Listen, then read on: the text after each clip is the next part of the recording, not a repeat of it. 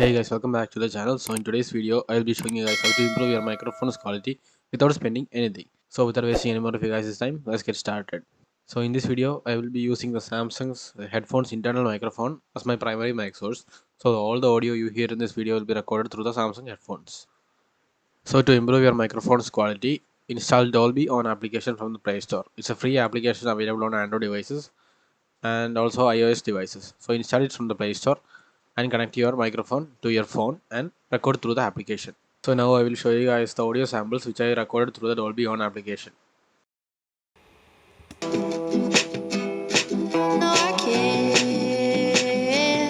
No, I can't. No, I can't wait to get out of here. I see you at the movies. I see you with your lipstick on. No, I can't. No, I can't. No, I can't wait to get out of here. I see you at the movies.